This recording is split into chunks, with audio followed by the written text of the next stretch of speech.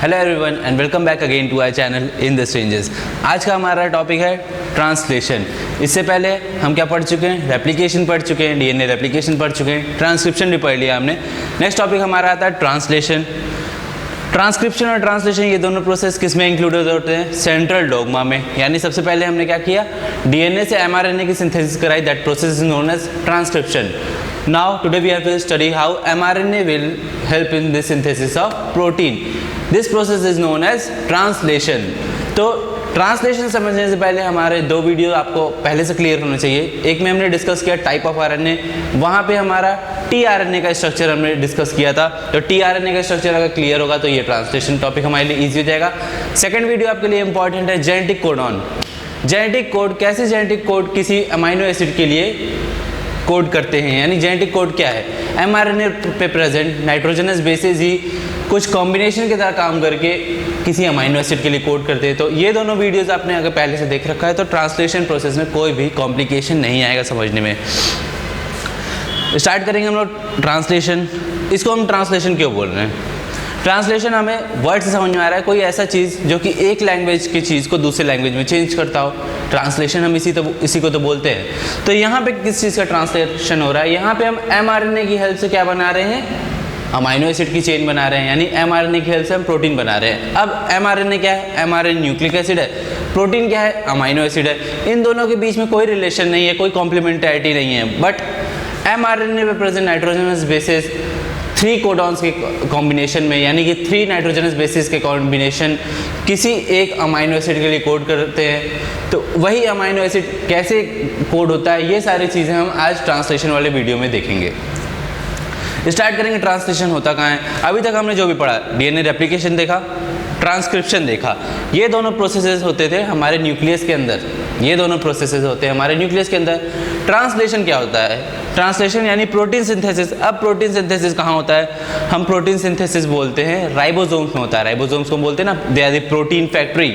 इसका मतलब protein synthesis कहाँ होगा? राइबोसोम में होगा। दैट मीन्स ट्रांसलेशन भी कहाँ होगा? राइबोसोम में होगा। अब राइबोसोम न्यूक्लियस के अंदर तो प्रेजेंट नहीं है, राइबोसोम हमारा प्रेजेंट होता है साइटोप्लाज्म के अंदर। इसका मतलब ट्रांसलेशन प्रोसेस भी कहाँ होगा? साइटोप्लाज्म के अंदर। तो अब टू ट्रांसक्रिप्शन, हमारा मैसेंजर आरएनए कहाँ बना था? न्यूक्लियस के अंदर। अब एमआरएनए न्यूक्लियस से कहाँ मूव करेगा? साइटोप्लाज्म में मूव करेगा, जहाँ पे राइबोसोम्स प्रेजेंट होंगे। फिर राइबोसोम्स में क्या होगा? प्रोटीन सिंथेसिस होगी। यानी ये पूरा ट्रांसलेशन वाला प्रोसेस हमारा कहाँ होगा? ये पूरा प्रोसेस हमारा साइटोप्लाज्म में होगा। तो पहला पॉइंट हमारा क्या है? It occurs in cytoplasm.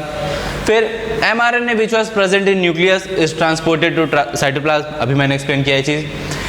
Order and sequence of nitrogenous bases define the sequence of amino acid. यानी कि एमआरएनए में प्रेजेंस नाइट्रोजनस बेसिस का जो ऑर्डर और सीक्वेंस होगा वही अमाइनो एसिड के लिए कोड करेगा। ये कैसे कोड होता है वो समझने के लिए आप हमारे जेनेटिक कोडॉन वाला वीडियो देख सकते हैं। फिर एनसीईआरटी में ट्रांसलेशन को कैसे डिफाइन किया गया है? It is a process of polymerisation of amino acid to form polypeptide. Polymerisation of amino acid क्या होता है? प्रोटीन्स क्या होते हैं? Proteins are polymer of amino acid. Amino acid उसके मोनोमेरिक फॉर्म है, प्रोटीन क्या है उसका? पॉलीमेरिक फॉर्म है। तो इस प्रोसेस में क्या करेंगे? हम कई सारे मोनोमर्स को आपस में जोड़ते हुए चलेंगे, कई सारे अमाइनो एसिड्स को आपस में जोड़ते हुए चलेंगे। अब 2 अमाइनो एसिड के बीच में कौन सा बॉन्ड होता है? पेप्टाइड बॉन्ड होता है। इसी तरह कई सारे अमाइनो एसिड्स लाइन से होंगे तो उन्हें हम क्या बोलेंगे? पॉलीपेप्टाइड। यानी हम यहाँ पे क्या कर रहे हैं? पॉलीपेप्टाइड की सिंथेसिस करा रहे हैं। तो सबसे पहला स्टेप हम क्या देखेंगे? यानी ट्रांसलेशन प्रोसेस में हमें सबसे पहले स्टेप में क्या होगा? सबसे पहले हम क्या करेंगे? अमाइनो एसिड का एक्टिवेशन कराएंगे। अमाइनो एसिड का एक्टिवेशन कराएंगे। खैर एनसीईआरटी ने क्या किया है? पहले और दूसरे प्रोसेस को एक साथ ही कंबाइन करके रखा है, यानी कि activation of amino acid plus charging of tRNA, इन दोनों को एक साथ ही में एक्सप्लेन कर दिया गया है। इन 2 प्रोसेस को हम अलग अलग समझेंगे तो हमें थोड़ा डिटेल में क्लियर होगा। एग्जाम में आने वाले क्वेश्चंस भी हमारे और इजीली बन सकते हैं। पहला प्रोसेस हमारा एक्टिवेशन ऑफ अमाइनो एसिड। देखते हैं क्या बोला गया यहाँ पे। Formation of peptide bonds require energy, so amino acid are activated in presence of ATP. यानी कि हमें पेप्टाइड बॉन्ड फॉर्मेशन के लिए एनर्जी की रिक्वायरमेंट है। एनर्जी की रिक्वायरमेंट आएगी कहाँ से? एटीपी हमारा एनर्जी रिक्वायरमेंट यहाँ कंप्लीट करेगा, जिसे हम बोलेंगे कि amino acid are activated in presence of ATP. तो सबसे पहले क्या हुआ? कोई अमाइनो एसिड किससे रिएक्ट कर रहा है? एटीपी से रिएक्ट कर रहा है। एटीपी होता क्या है? पहले बात करेंगे AMP क्या होता है, एडिनोसिन मोनोफॉस्फेट क्या होता है। एडिनोसिन क्या है, मोनोफॉस्फेट है एक न्यूक्लियोटाइड, उसी में हमने क्या कर दिया, 2 और फॉस्फेट जोड़ दिया। एडिनोसिन मोनोफॉस्फेट जो हमारा न्यूक्लियोटाइड है, एडिनाइलिक एसिड भी जिसे हम बोलते हैं, उसमें क्या किया हमने, 2 फॉस्फेट और जोड़ दिया, तो ये हमारा क्या बन गया, ATP। ATP हमारा एनर्जी मॉलिक्यूल की तरह काम करेगा, यानी अमाइनो एसिड प्लस ATP। ये रिएक्शन किसके प्रेजेंस में होगा, किस एंजाइम के प्रेजेंस में होगा, उस एंजाइम का नाम है amino acid tRNA synthetase. Amino acid tRNA synthetase, tRNA synthetase,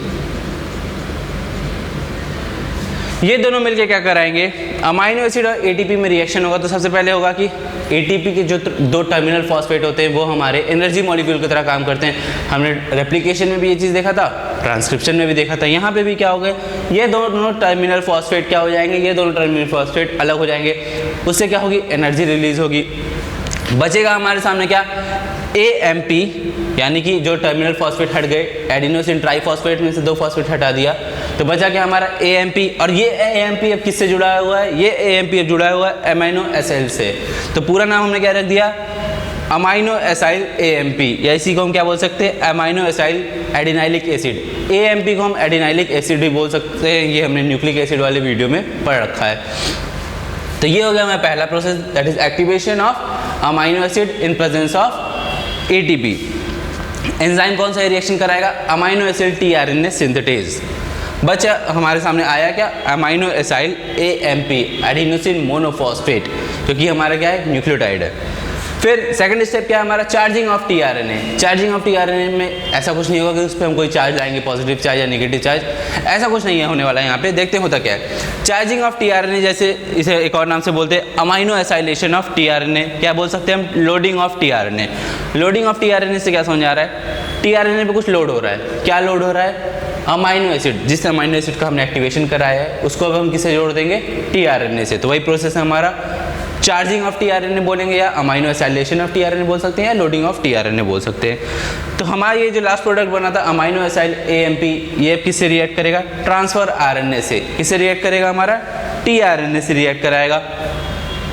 बनेगा क्या हमारे सामने, अमाइनो एसाइल tRNA, उस पर क्या हो गया, tRNA जुड़ गया, साथ साथ AMP, यानी जो हमारा एडिनोसिन का न्यूक्लियोटाइड था वो अब अलग हो गया है। तो ये जो हमारे सामने बना, इसे हम बोलेंगे चार्ज tRNA,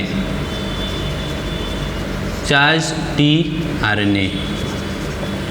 ये हमारे सामने क्या बना, चार्ज tRNA। ये नेक्स्ट एक क्वेश्चन आता है सामने कि अमाइनो एसिड का हम क्या, ट्रांसफर RNA का हम चार्जिंग क्यों करा रहे हैं, tRNA की हम चार्जिंग क्यों करा रहे हैं। हमें पता है कि हमें क्या यहाँ फॉर्मेशन कराना है, हमें पेप्टाइड बॉन्ड का फॉर्मेशन कराना है। अब पेप्टाइड बॉन्ड फॉर्मेशन के लिए क्या किसकी ज़रूरत है, एनर्जी की रिक्वायरमेंट है। पेप्टाइड बॉन्ड फॉर्मेशन के लिए एनर्जी की रिक्वायरमेंट है।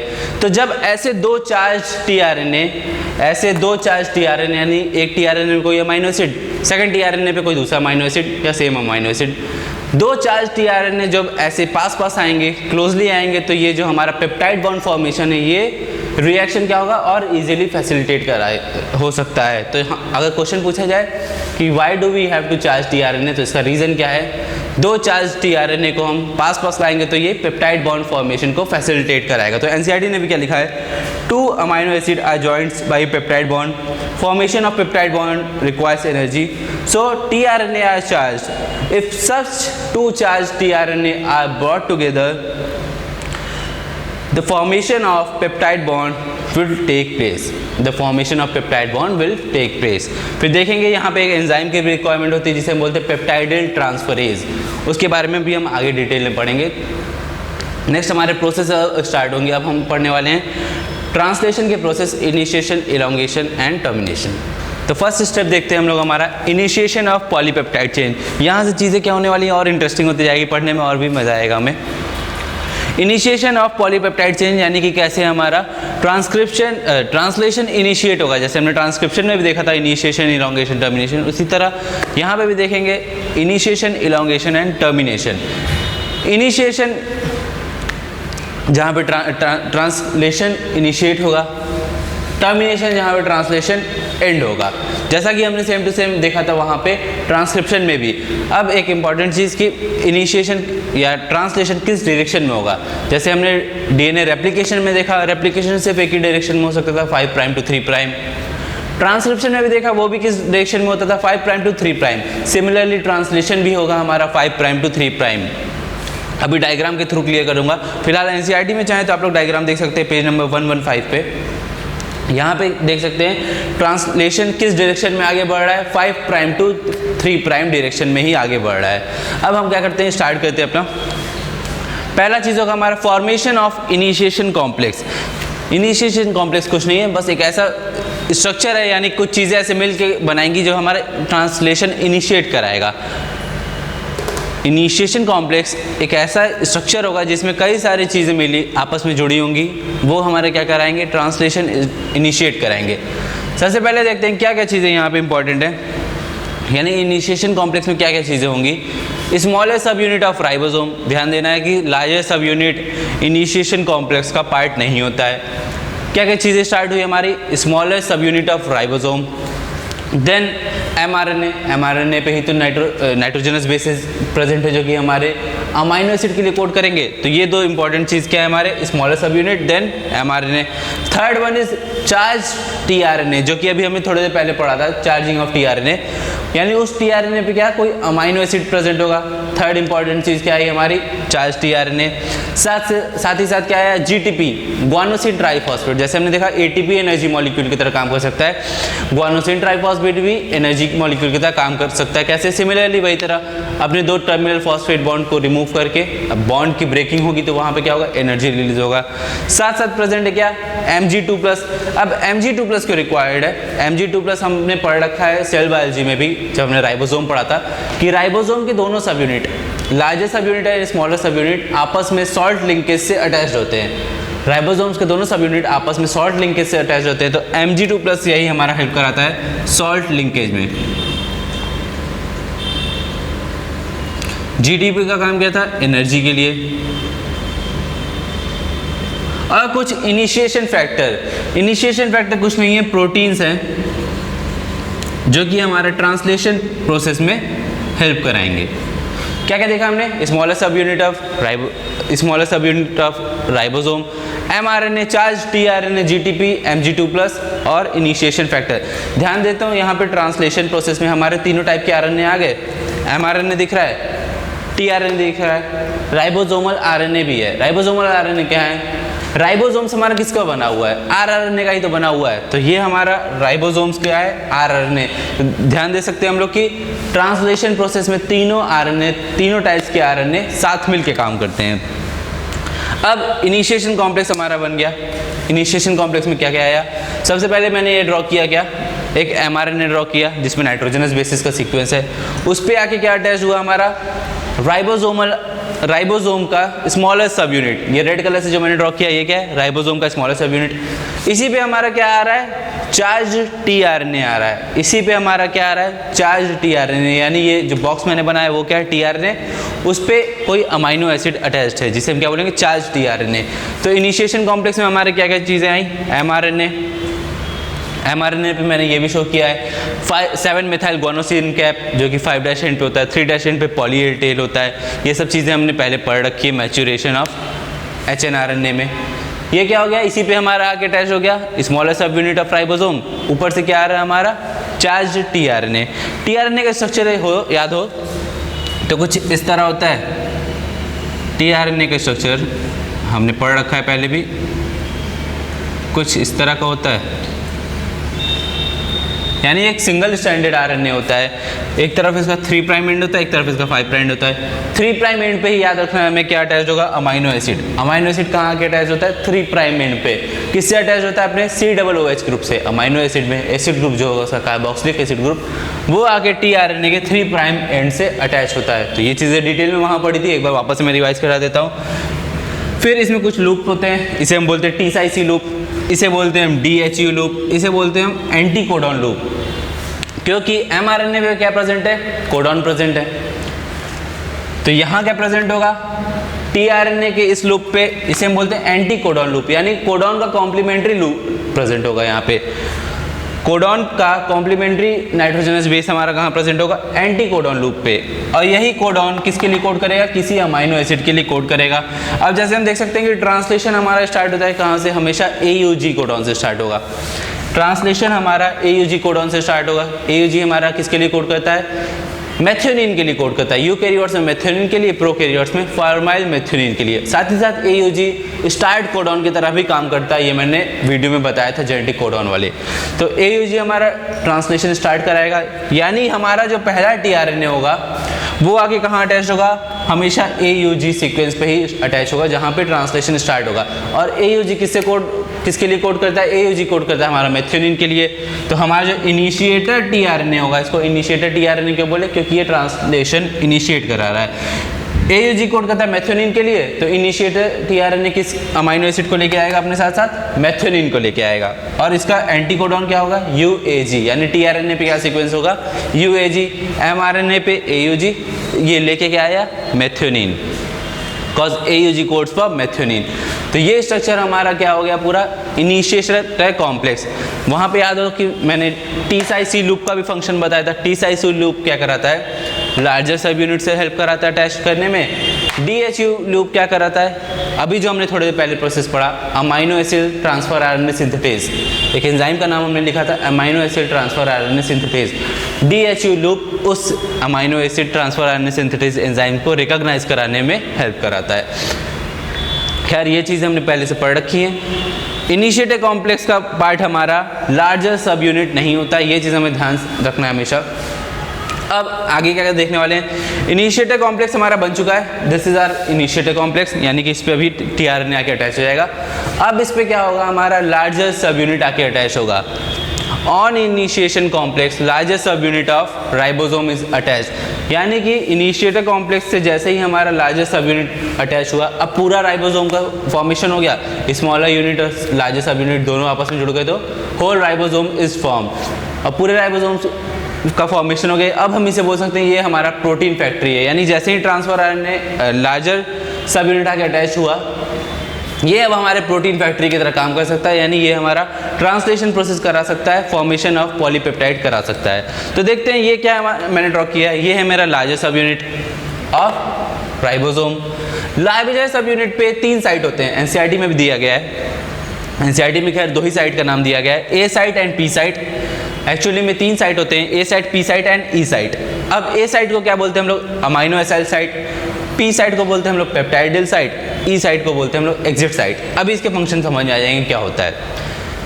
अमाइनो एसिड साइट जहां से नया tRNA आएगा, यानी न्यू tRNA इधर से आएगा। पेप्टाइडिल साइट यानी वो साइट जहां पेप्टाइड बॉन्ड का फॉर्मेशन होगा। एग्जिट साइट यानी जहां पे tRNA एग्जिट कर जाएगा, यानी tRNA यहाँ पे आएगा, फिर tRNA यहाँ पहुँचेगा, यानी पेप्टाइडिल साइट पे जहाँ पे पेप्टाइड बॉन्ड का फॉर्मेशन होगी, फिर tRNA एग्जिट साइट से बाहर निकल जाएगा। तो अभी क्या करने वाला हूँ मैं, लार्जर सब यूनिट को मैंने किससे जोड़ दिया, अब इनिशिएटर कॉम्प्लेक्स से। लार्जर सब यूनिट को मैंने किससे जोड़ दिया, इनिशिएशन कॉम्प्लेक्स से। यानी अब हमारे पास सामने क्या आ गया, स्मॉलर सब unit of ribosome plus mRNA plus tRNA plus larger सब यूनिट। Mg2+ ने क्या कराया यहाँ पे, सॉल्ट लिंकेज करा दिया, यानी लार्जर सब यूनिट और स्मॉलर सब यूनिट को जोड़ दिया आपस में।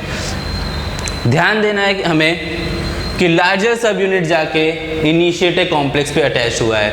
ऐसा नहीं है कि इनिशिएटर कॉम्प्लेक्स लार्जर सब यूनिट तक गया, लार्जर सब यूनिट आके इनिशिएटर कॉम्प्लेक्स पे अटैच हुआ।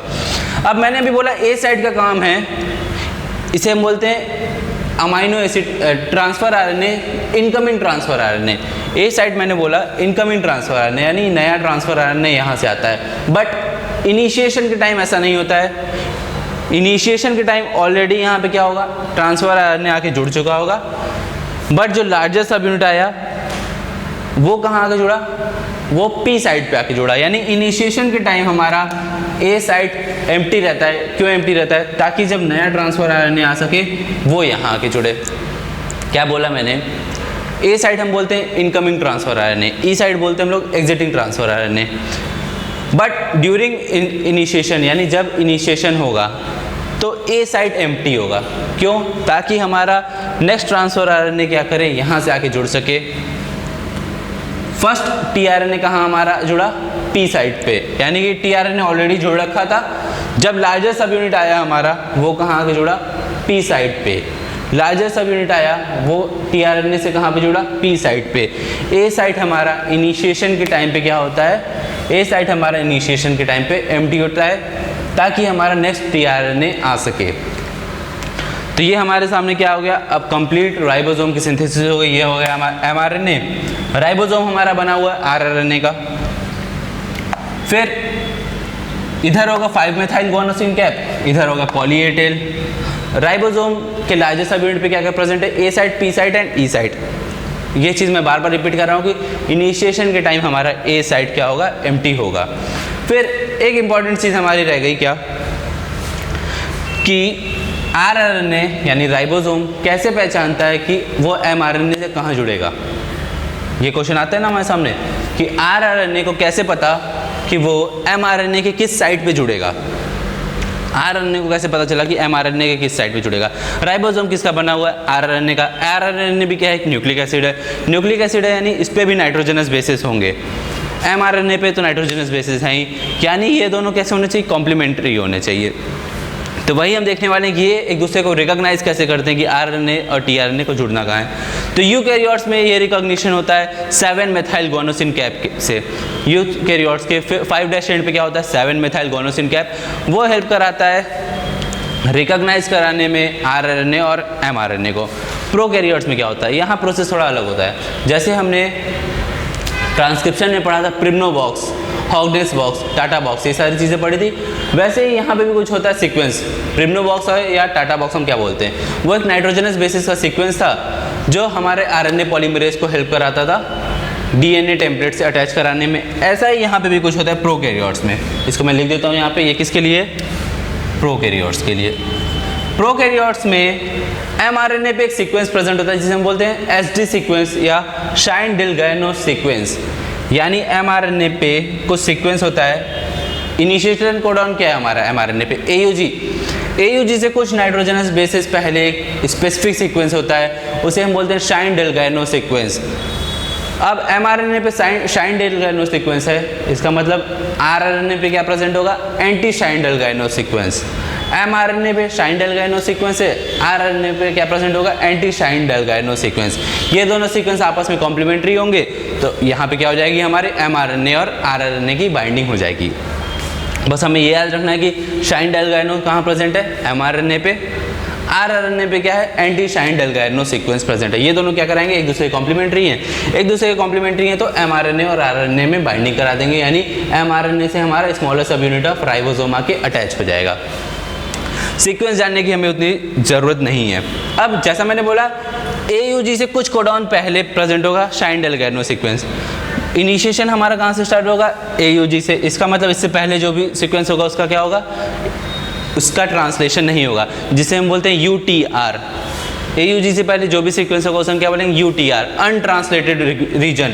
इसका मतलब शाइन-डिल्गानो सीक्वेंस जो कि एयूजी से कुछ कोडॉन पहले प्रेजेंट है वो भी क्या है, यूटीआर है, अनट्रांसलेटेड रीजन।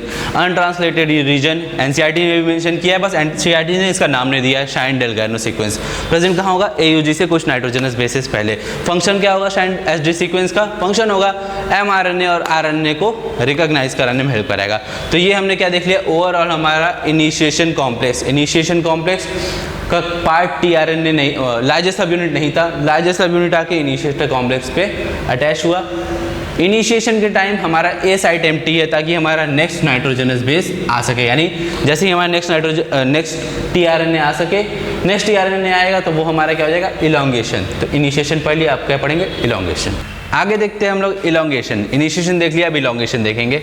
यहाँ पे मैंने काफ़ी सारे डायग्राम ड्रॉ किया है। एनसीईआरटी ने एक ही डायग्राम ड्रॉ करके समझाया है, इसलिए चीज़ें थोड़ी डिफिकल्ट लगती हैं। यहाँ मैंने क्या है, काफ़ी सारे डायग्राम ड्रॉ किए तो पूरा हमें इलॉन्गेशन प्रोसेस अच्छे से समझ में आ पाएगा। फर्स्ट डायग्राम क्या है, जो अभी मैंने थोड़ी देर पहले ड्रॉ किया था वही डायग्राम है। सेम टू सेम हमारा ए साइट एम्प्टी है, यानी इनिशिएशन के टाइम ए साइट एम्प्टी होता है। पी साइड पे एक चार्ज टीआरएनए आके प्रेजेंट है। कौन सा टीआरएनए आएगा, जो कि हमारे स्टार्ट कोडॉन के कॉम्प्लीमेंट्री होगा, यानी एयूजी के कॉम्प्लीमेंट्री होगा।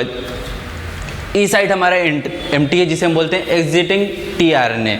ध्यान देने वाली चीज़ है, ए साइट को हमने बोला न्यू चार्ज टीआरएनए, ए साइट को हमने बोला न्यू चार्ज टीआरएनए। ई साइड को हमने बोला एग्जिटिंग टीआरएनए, यहाँ पे से हमने चार्ज्ड वर्ड हटा दिया। चार्ज्ड वर्ड क्यों हटा दिया? इसलिए हटाया यहाँ पे हमने क्योंकि यहाँ से जो टीआरएनए निकलेगा उस पर अमाइनो एसिड प्रेजेंट नहीं होगा, वो अपना अमाइनो एसिड यहाँ छोड़ के ऑलरेडी जाएगा, क्योंकि उसका अमाइनो एसिड पहले से क्या करेगा, पेप्टाइड बॉन्ड फॉर्म कर लेगा। कैसे हुआ प्रोसेस अभी थोड़ा डिटेल में जानेंगे तो ये टर्म भी समझ में आएगा कि यहाँ पे हमने चार्ज वर्ड क्यों यूज़ किया, यहाँ पे हम चार्ज वर्ड क्यों नहीं यूज़ करते हैं। सबसे पहला प्रोसेस हमारा लास्ट डायग्राम इनिशिएशन पे।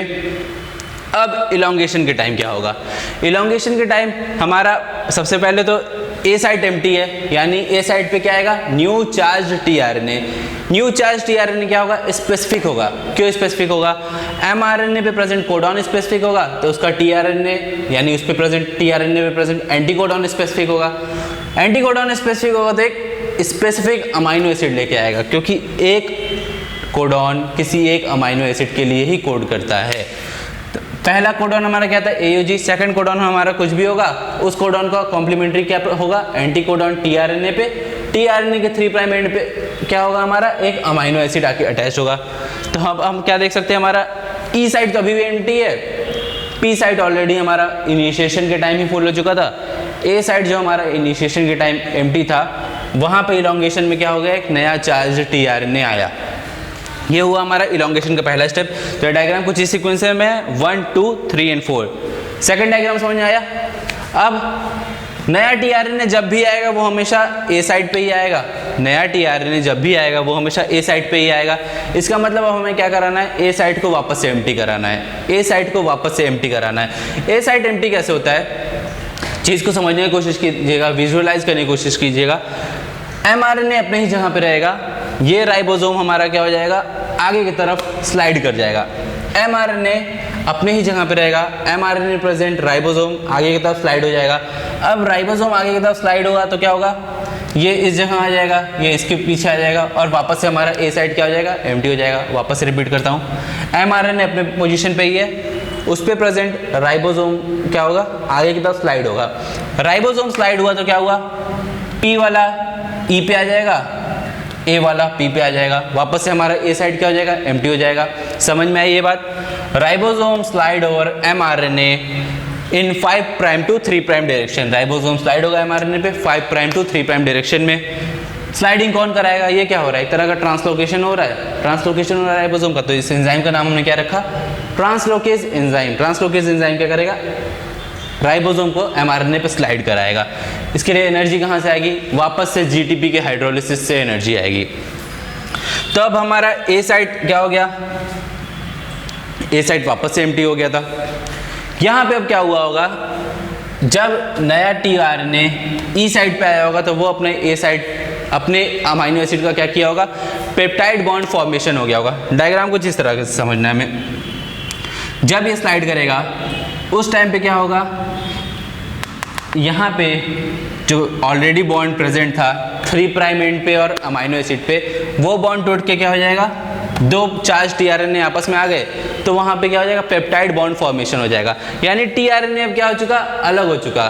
पेप्टाइड बॉन्ड फॉर्मेशन कहाँ हो गया, यहाँ हो गया 2 अमाइनो एसिड के बीच में। ऐसे समझ सकते हैं हम लोग। पी साइड पे हमारा अमाइनो एसिड 1 था, पी साइड पे हमारा अमाइनो एसिड 1 है, ए साइड पे हमारा अमाइनो एसिड 2 है। जब ये स्लाइडिंग हुई होगी तब क्या होगा, 2 चार्ज टीआरएनए पास पास हैं, 2 चार्ज टीआरएनए पास पास है तो ये क्या कर लेंगे, पेप्टाइड बॉन्ड फॉर्मेशन करा लेंगे। पेप्टाइड बॉन्ड फॉर्मेशन हुआ तो पी साइड का टीआरएनए क्या हो गया, हमारा एम्प्टी हो गया। अब ये क्या करेगा, पी साइड का टीआरएनए ई साइड पे जाएगा और यहाँ से क्या हो जाएगा, एग्जिट हो जाएगा। इसीलिए मैंने क्या बोला, ए साइड पे हमेशा चार्ज टीआरएनए आता है, लेकिन ई साइड पे जब निकला तो उसे हम बोलेंगे सिर्फ एग्जिटिंग टीआरएनए।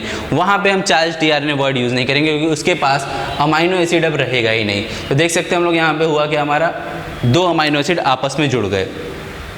फिर ये राइबोसोम क्या करेगा, आगे की तरफ स्लाइड करेगा, ये यहाँ मूव करेगा, ये यहाँ मूव करेगा, जैसे हम लोग देख सकते हैं। अब कौन सा आएगा, 3rd अमाइनो एसिड आएगा। 2 के बीच में ऑलरेडी पेप्टाइड बॉन्ड फॉर्म हो चुका था। ये वाला टीआरएनए यहाँ से एग्जिट हो जाएगा, यहाँ पे क्या हुआ, पेप्टाइड बॉन्ड फॉर्मेशन हुआ।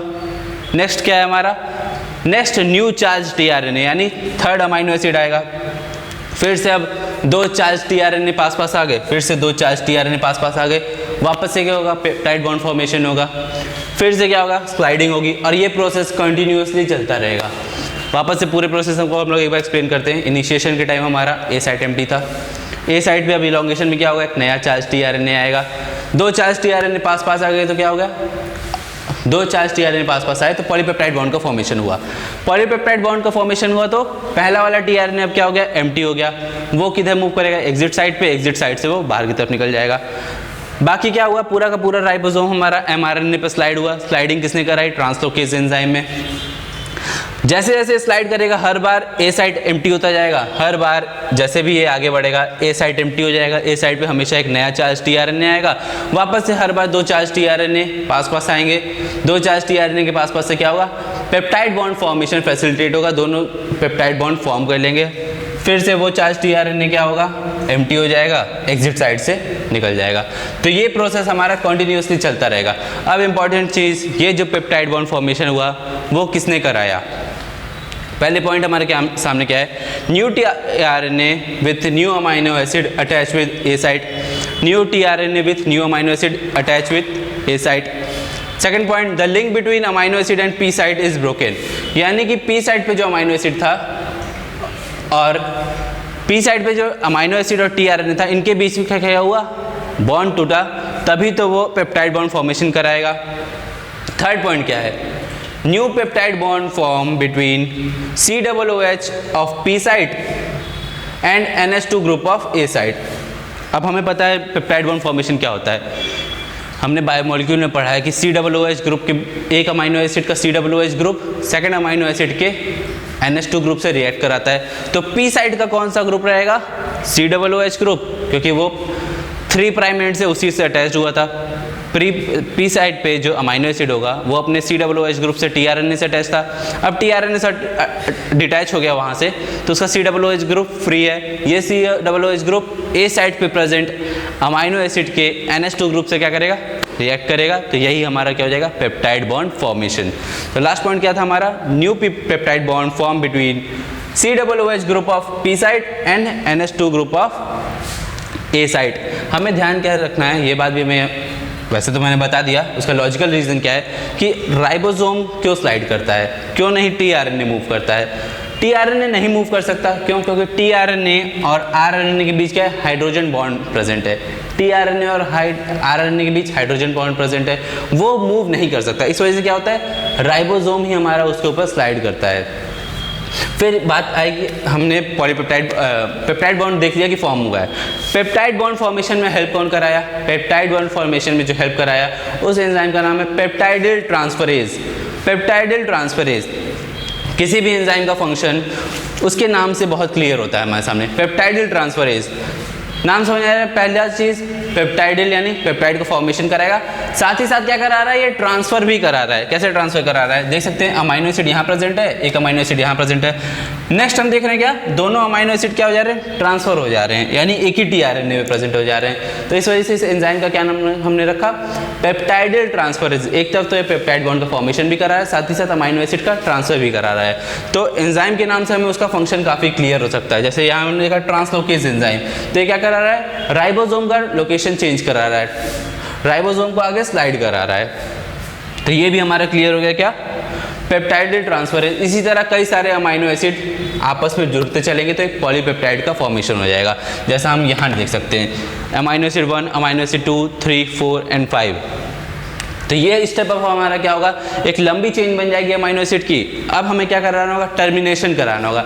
टर्मिनेशन कहाँ होगा, हमने जेनेटिक कोडॉन में देखा था कि 3 हमारे स्टॉप कोडॉन्स होते हैं। Out of 64 codons 3 are stop codon, UAA, UAG and UGA। तो इन तीनों स्टॉप कोडॉन में से mRNA पे जैसे ही ये तीनों में से कोई भी एक प्रेजेंट होगा, वहाँ पे क्या होगा, वहाँ पे हमारा टर्मिनेशन हो जाएगा। क्यों टर्मिनेशन होगा, अब स्टॉप कोडॉन किसी अमाइनो एसिड के लिए कोड नहीं करता, किसी अमाइनो एसिड के लिए वो कोड नहीं करेगा तो उसका कोई कॉम्प्लीमेंट्री टीआरएनए भी नहीं प्रेजेंट होगा। यानी अब हमारा क्या होगा, ए साइट एम्प्टी हो जाएगा।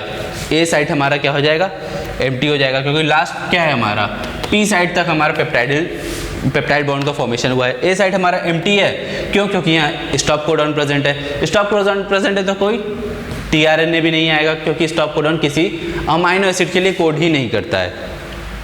तो यहाँ आगे क्या बाइंड होगा, कुछ टर्मिनेशन फैक्टर। टर्मिनेशन फैक्टर, जैसे हमने देखा था इनिशिएशन फैक्टर हेल्प कर रहे थे हमारा इनिशिएशन कॉम्प्लेक्स फॉर्मेशन में, इसी तरह टर्मिनेशन फैक्टर कुछ प्रोटीन होंगे वो आके क्या हो जाएंगे, अटैच हो जाएंगे कहाँ, ए साइड पे। ए साइड पे अटैच होते ही क्या हो जाएगा हमारा, ए साइड पे अटैच होते ही हमारा ट्रांसलेशन कंप्लीट हो जाएगा, यानी ये क्या हो जाएगा, टर्मिनेट कर जाएगा। पेप्टाइड बॉन्ड अलग हो जाएगा, राइबोसोम के दोनों सब यूनिट अलग हो जाएंगे, एमआरएनए अलग हो जाएगा, यानी जो हमारा कॉम्प्लेक्स बना था पूरा का पूरा वो क्या हो जाएंगे, सब कुछ सेपरेट हो जाएंगे। पेप्टाइड बॉन्ड अलग, ट्रांसफर आरएनए अलग, राइबोसोम थे दोनों सब यूनिट अलग, साथ ही साथ हमारा एमआरएनए भी अलग हो जाएगा। तो ये पूरा प्रोसेस हमारा क्या हो गया, ट्रांसलेशन। क्या क्या देखा हमने, इनिशिएशन में क्या सबसे पहले हुआ, एक्टिवेशन कराया हमने, फिर चार्जिंग ऑफ टीआरएनए, फिर हमारा बना क्या, इनिशिएशन कॉम्प्लेक्स। देन हमने क्या देखा, इलॉन्गेशन। इलॉन्गेशन में कुछ साइड होते हैं, ए साइड, पी साइड, ई साइड। ए साइड पे हमेशा एक न्यू चार्ज टीआरएनए आएगा, पी साइड पे क्या होगा, पेप्टाइड बॉन्ड का फॉर्मेशन होगा, ई साइड पे क्या होगा, हमारा एग्जिट होगा। देन चेन टर्मिनेशन कैसे होगा, जहाँ पे स्टॉप कोडॉन प्रेजेंट होगा वहाँ पे कोई टीआरएनए नहीं आएगा, वहाँ पे हमारा टर्मिनेशन फैक्टर आके बाइंड हो जाएंगे। फिर एक टर्म आता है हमारा यूटीआर, थोड़े पहले मैंने डिस्कस किया था। यूटीआर प्रेजेंट होता है 5 प्राइम एंड पे भी होगा, 3 प्राइम एंड पे भी होगा, बट सबसे पहली बात यूटीआर होगा क्या, यूटीआर का फुल फॉर्म है अनट्रांसलेटेड रीजन। यूटीआर का फुल फॉर्म है अनट्रांसलेटेड रीजन। अनट्रांसलेटेड रीजन यानी ट्रांसलेशन में जो एमआरएनए का वो पोर्शन जिसका ट्रांसलेशन नहीं होगा, अनट्रांसलेटेड रीजन, एमआरएनए का वो पोर्शन जिसका ट्रांसलेशन नहीं होगा। तो यूटीआर हमारे 5 प्राइम एंड पे भी प्रेजेंट होते हैं, 3 प्राइम एंड पे भी प्रेजेंट होते हैं। कुछ देर पहले हमने एक एग्जांपल भी देखा था क्या, शाइन डेल गायरनो सीक्वेंस जो कि एमआरएनए प्रेजेंट होता है, उसका ट्रांसलेशन नहीं होता है। बट यूटीआर ज़रूरी क्यों है, ताकि हमारा एमआरएनए और आरएनए एक दूसरे को रिकॉग्नाइज करा पाएँ, एक दूसरे के साथ बॉन्ड फॉर्म करके हमारा इनिशिएशन कॉम्प्लेक्स करा पाएँ। तो ये हो गया हमारा अनट्रांसलेटेड रीजन। अब हम एक बार पूरे सेंट्रल डोग्मा को एक बार क्या कर सकते हैं, समझ सकते हैं। हमने सब देख लिया, डीएनए रेप्लिकेशन देख लिया, ट्रांसक्रिप्शन देख लिया, ट्रांसलेशन देख लिया।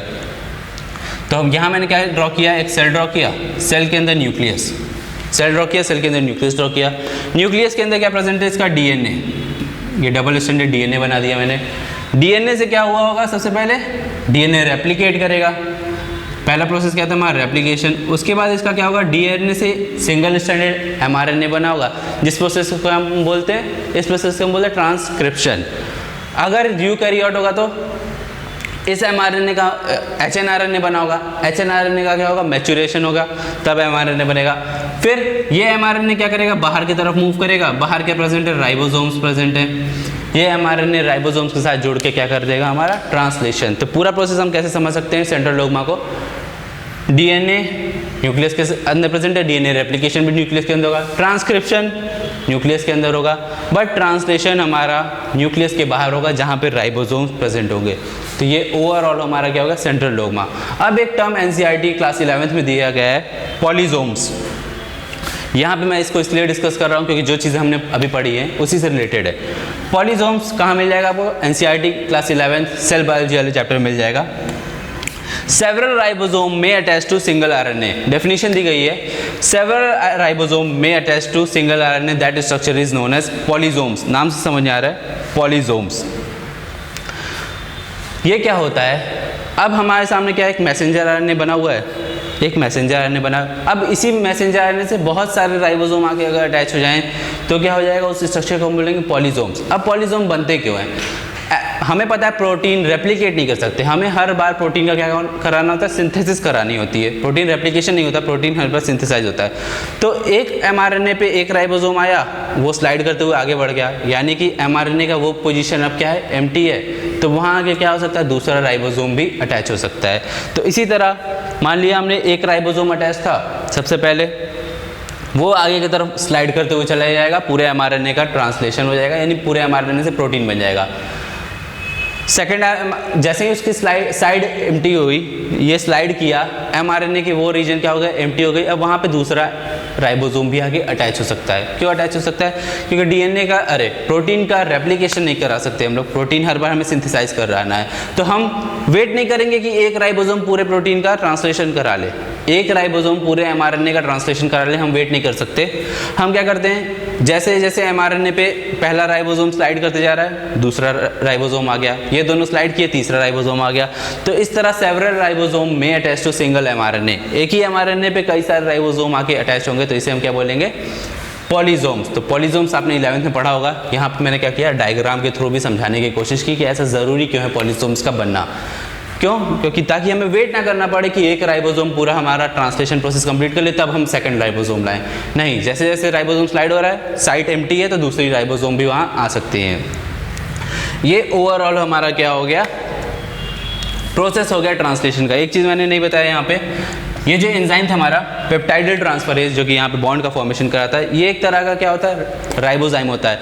यूजुअली हम क्या बोलते हैं, all enzymes are protein but some enzymes are RNA, यानी सभी एंजाइम्स क्या होते हैं, प्रोटीन होते हैं, एक्सेप्ट सम, ऑलमोस्ट 99% एंजाइम्स क्या होते हैं, प्रोटीन होते हैं। बट कुछ एंजाइम्स क्या होते हैं, राइबोजाइम्स होते हैं, यानी उनका नेचर क्या होता है, वो RNA के बने होते हैं। तो पेप्टाइडल ट्रांसफरेज भी एक राइबोजाइम का एग्जाम्पल है। एग्जाम में पूछा जाता है कि 23S RNA ये क्या कराता है, हमारा कैटालिटिक रोल प्ले कराता है। एंजाइम्स क्या होते हैं, कैटालिस्ट ही होते हैं। तो राइबोसोम का एक एग्जाम्पल हमारे सामने ये भी है, 23S RNA क्या बनाता है, ये पेप्टाइडल ट्रांसफरेज। पेप्टाइडल ट्रांसफरेज क्या कराता है, हमारा एलोंगेशन के टाइम बॉन्ड फॉर्मेशन कराता है। तो ओवरऑल हमने क्या कर लिया, ट्रांसलेशन प्रोसेस पढ़ लिया। इसको क्या करना है, अब आप लोगों को NCERT से पढ़ना है। देखिए, मॉलिक्यूलर बेसिस ऑफ इनहेरिटेंस ऐसा चैप्टर है, इसको हम रट के नहीं कर सकते, एग्जाम तक इसे हम रट नहीं सकते हैं। बट हाँ, इस चैप्टर को इतने कंसेप्चुअली हमने समझ लिया है कि कोई भी क्वेश्चन आए तो हम कर सकते हैं। तो एक बार आप लोग को NCERT को से पढ़ना है, कोई प्रॉब्लम आए तो कमेंट सेक्शन में पूछ सकते हैं। तो इसी के साथ हमारा ये वीडियो यहाँ एंड होता है। See you all in our next video. Thank you so much.